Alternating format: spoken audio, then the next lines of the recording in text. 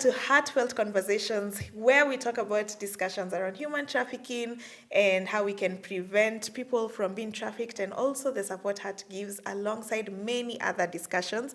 Today, we are here with two of my colleagues. I am very happy, ladies, that you've joined me. They are both spectacular.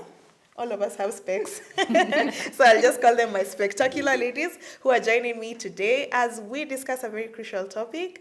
But before we jump into it, and I don't talk too much alone, I would like them to introduce themselves. So who is ready to start? Do we start with the letters of your alphabet? So that would be you. Yes. Because your name comes before hers. Okay. Hello, my name is Miriam Mangoka. I head the prevention department at HAART Kenya. It's a pleasure to be here. Welcome, welcome. I don't bite, so just husa, to go to sawa. And to my right. Yeah, my name is Winnie Akinyi. I work at HAART Kenya Protection Department, Outreach Care Manager. Now, when we are talking like that, you're saying really nice names, prevention, protection. Someone is like, what are you talking about? So maybe, Miriam, we can start with you. What does prevention work entail so that then they can understand? Okay. So basically, the prevention department focuses on enhancing community resilience when it comes to human trafficking.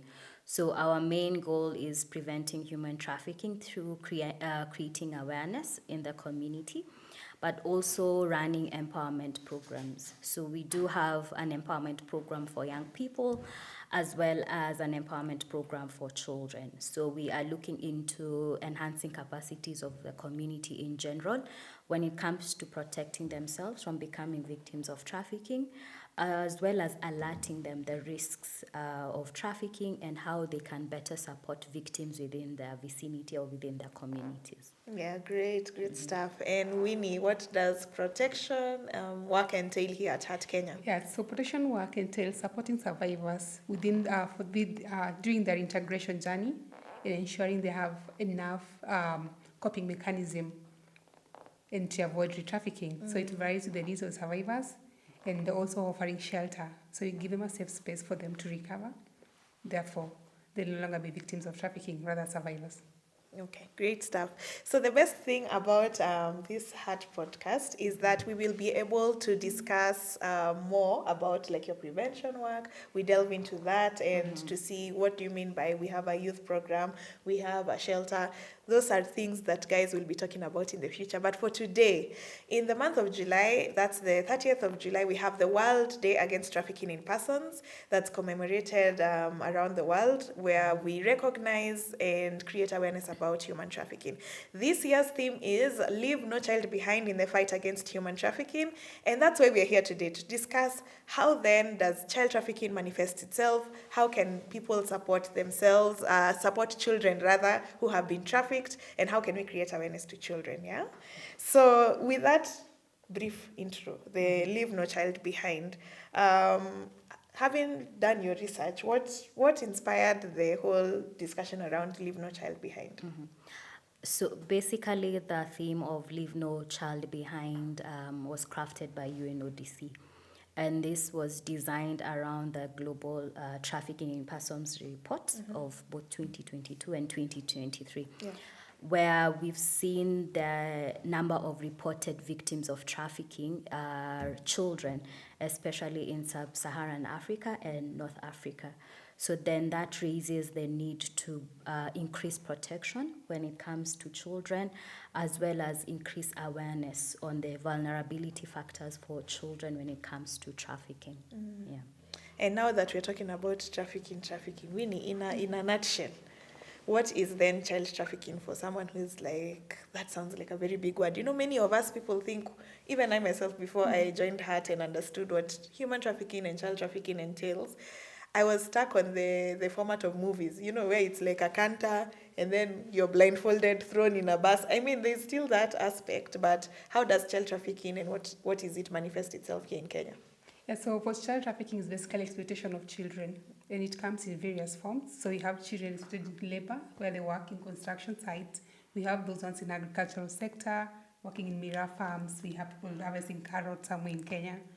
And we also have domestic workers, somebody else employing a child to go and work in their households. So child trafficking differs from place to other, and the worst forms of trafficking include also sexual exploitation, children being enslaved in brothels and working as sex workers. So this is a brief of the kind of exploitation that's happening currently in Kenya in regards to child trafficking. And Miriam, when it comes to, let's say a child has been brought, and it's like we're not clear about the whether this child has been trafficked. What are usually like the steps that we use? I think the act means purpose step that you can describe on how to identify that this is actually a child of trafficking. Okay. So basically, we use the definition of the Palermo Protocol when it comes to identifying cases of human trafficking. So we have 3 stages or 3 steps. That is activity, means, and purpose. So that one is what we use for adult victims. But for children, we use activity and purpose simply because means requires a certain degree of consent and children are not able to give consent. So when we talk about activity, we are looking at children who have been recruited, who have been transported, who have been transferred, who have been harbored, somebody received them. And then we're also looking into now the purpose. Why is trafficking happening? Why is this child being trafficked? So we are having children who are trafficked for forced labor. We are having children who are trafficked for forced begging, as well as those who are engaged in sexual exploitation. Then we are also looking at children who are taken into forms of criminal agencies, children who are working in armed conflict, child soldiers, terrorist groups, children who are involved in drug trafficking. We are also having children who are encompassed in prostitution or production of child pornographic materials. So there are different forms of exploitation, but one, we need to identify if this child was even abducted, if they were kidnapped, and then at the end goal, what type of exploitation did this child experience? So if you receive a child who's a victim of trafficking, they have to have those 2 particular components, the activity and the purpose. If they do not fit that case, it still doesn't mean that they do not need assistance. It means that they've experienced a violation of their rights, a different form of child abuse that is not necessarily child trafficking. Now, there have been many stories like locally here in Kenya where you see someone has stolen a child, they want to sell them for 750,000, others they want to sell them for 50,000, and these cases have been highlighted in the media. So do these fall under child trafficking? And if, let's say I'm the one watching at home and I see such a case or I hear of such a case, what would you advise that person who's watching? So we have children being sold, and for a human, it's supposed to be a goal to be sold. So it is trafficking. The purpose is usually not very clear because they're intercepted before they get to the market. But also you have in orphanages, children being taken to orphanages, and then you have illegal adoption taking place. And at the end of the day, the children are abused. So as a person who's witnessing these things, our role is really to report it to the nearest police station and the children's office, or even the Director of Criminal Investigation, the DCI, to investigate the matter further and then to take the necessary actions. Great. So we've already discussed like some forms of child trafficking. So what are some of the push and pull factors? And maybe if you have an example of a story that you've had that can describe a bit more.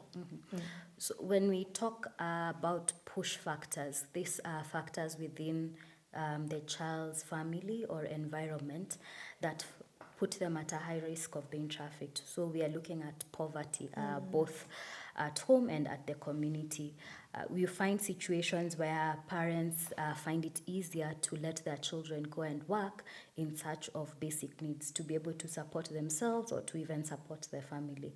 Then we also have factors such as family dysfunctions, when families separate, or when parents separate, or when children even run away from home, which means they do not have a guardian or they do not have an adult who is in charge of protecting them. So they are at a high risk of being trafficked. We are also looking at the age of the child. Traffickers tend to target different ages depending on the type of exploitation, but a younger child is at a higher risk of being duped or being lied to or being lured. Then we are also looking at instability especially if children are in a situation where the community has war or conflict, where children are forced to move when they're migrating. So you find the instances where children are moving on their own, or they're separated from their families, they're moving along with other children. So migration also puts them at a risk, especially if there's no one to protect them. Then we are also looking at specific individual factors. So we have even the gender, where we have girls who are at a high risk of being trafficked. Then even children with disabilities who are also at a risk of being trafficked, especially, for example, in Nairobi, where we are having children who are being recruited from as far as Tanzania, who are disabled children who are being recruited to come and beg in the streets of Nairobi. And that also is now a conversation for push factors. What is making the streets of Nairobi attractive for children who have disabilities to come and beg? We're looking at the goodwill of people just wanting to help vulnerable children. But we are also looking at what is the rate of prosecuting people who have trafficked children. So if there are gaps in the system, the criminal justice system, it means the traffickers still remain in the community, continue doing whatever it is that they are doing. Then we're also looking at demand for cheap labor, where we are having preference of adults wanting to employ children because of the pay factor, wanting to pay children less, or wanting to control children. So that also becomes a pull factor when it comes to Nairobi. We're also looking at urbanization, where the economic disparity between the rural community and the urban community is facilitating migration. So as much as families are moving from rural areas to urban areas, they also move with children. Then urban areas also provide an environment where children are engaged in earning in the means of production, or working in different forms of income generating activities. So those are the push and the pull factors.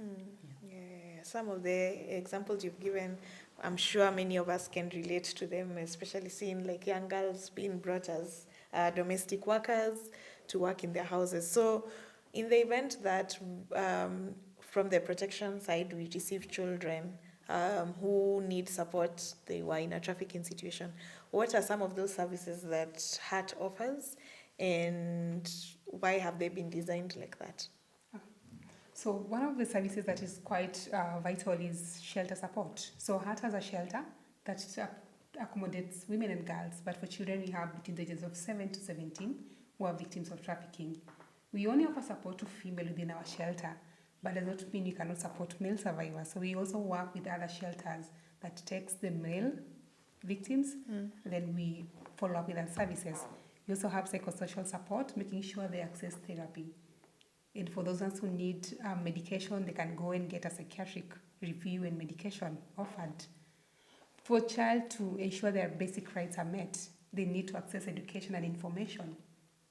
So we offer tuition fees and education materials for them to continue with their learning.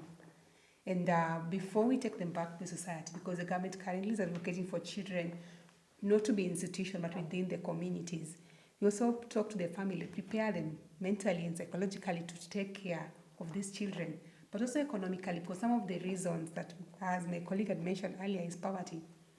So if you do not fix the economic state of the family, the child is more likely to be trafficked and be abused. So we make sure if it's a business, the economic status is fixed before we take the child back home. Therefore, the child can be safely reintegrated in the family. Yeah, okay. And for prevention work, what role does HAART play in terms of creating awareness about child trafficking, child labor to children in the community? First is being able to build the capacities of first responders. So we are looking at children officers, we are looking at magistrates, we are looking at law enforcement agencies like the police, religious leaders, healthcare workers, community child protection volunteers, teachers. So we are looking at adults who are at a position in the community to provide services, especially if there's a case of trafficking. So empowering them to be able to identify cases of trafficking and also where do they refer the cases to. Then we are also targeting the parents as well through our community workshops, looking into different things that they can put or different measures that they can put within their household to protect children from becoming victims of trafficking. Then we're also looking at children themselves. So being able to run child trafficking awareness sessions throughout the prevention counties that we do, as well as being able to communicate to children about their rights. How do they flag a case of child trafficking? Where do they report? Who is a safe adult? And then how do they also create awareness to their peers? Then we also run a child empowerment program, the Child Safeguarding Clubs, which now focuses on child participation and child advocacy.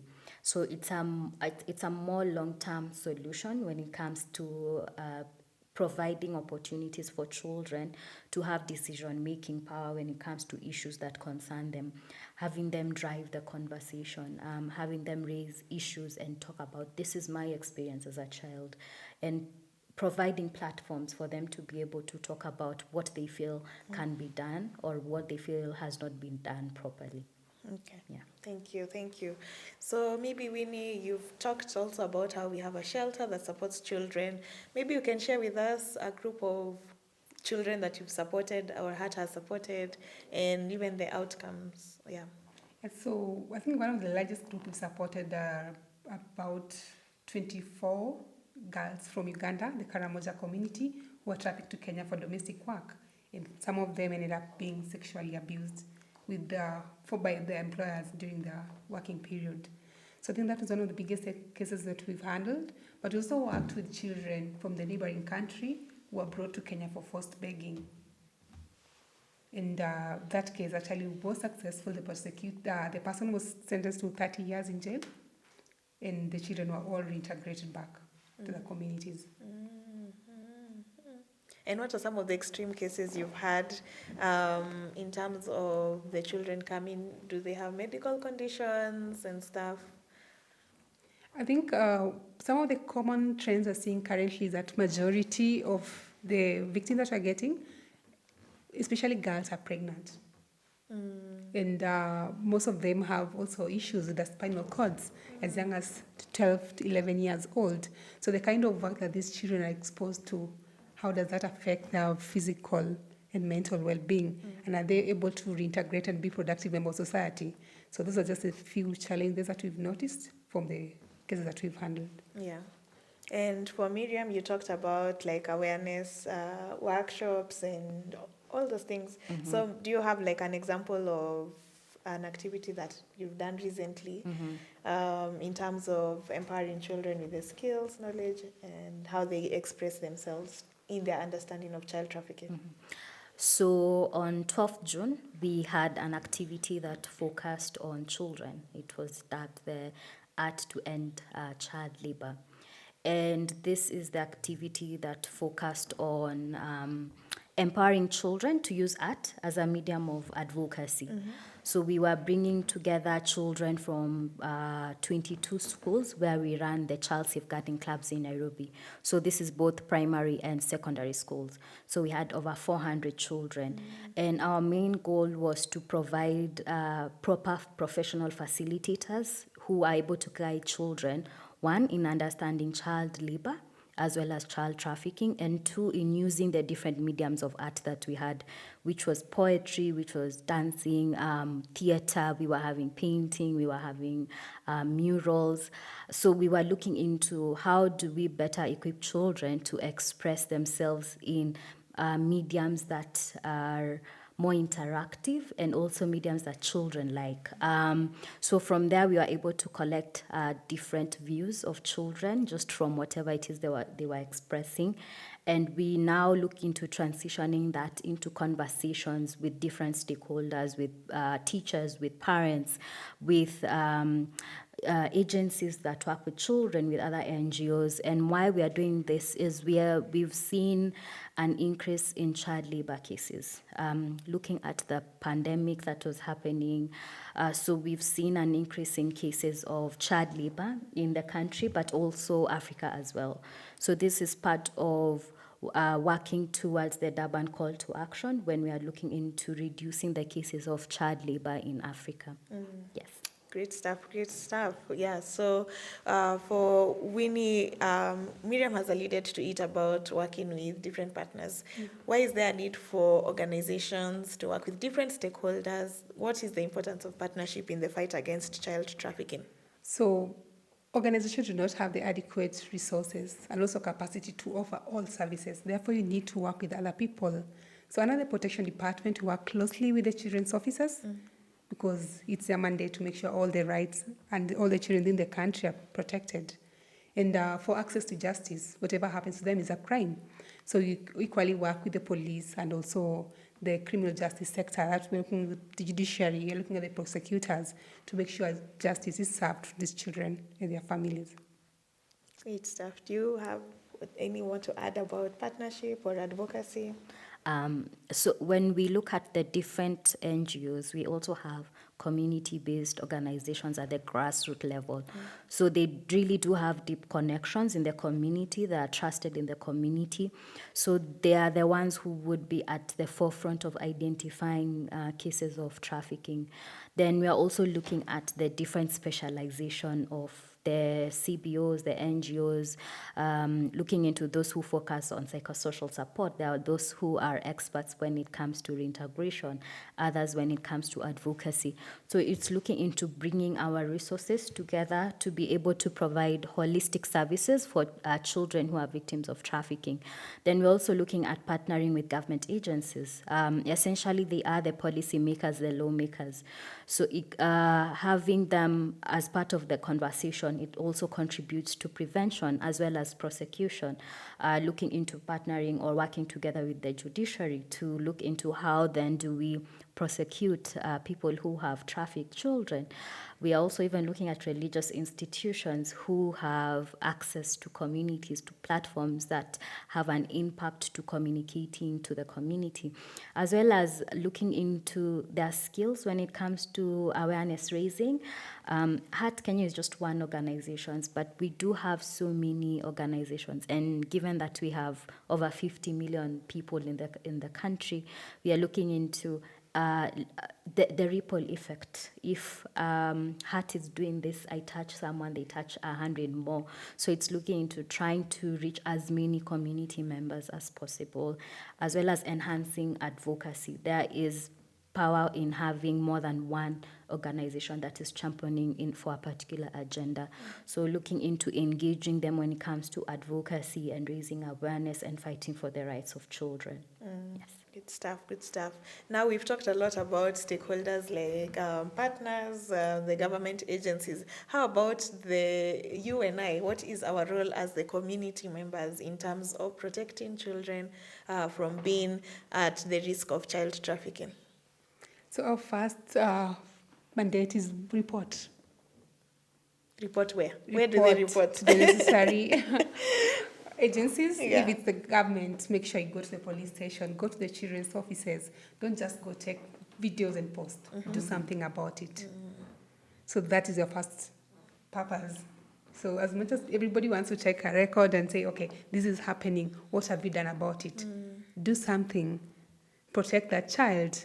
And the same thing, if you have this information, make sure you educate another person that this is actually an abuse, this is what you need to do. In the current laws, you're actually obligated to report. So we have so many victims of trafficking, but very few of them identified because people do not report.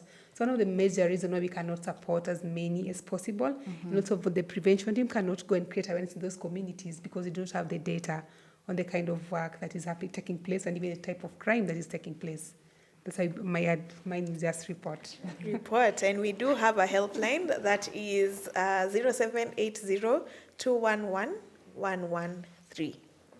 Miriam, Yes. what can the community do in terms of creating awareness about child trafficking, or rather safeguarding children who are vulnerable to child trafficking?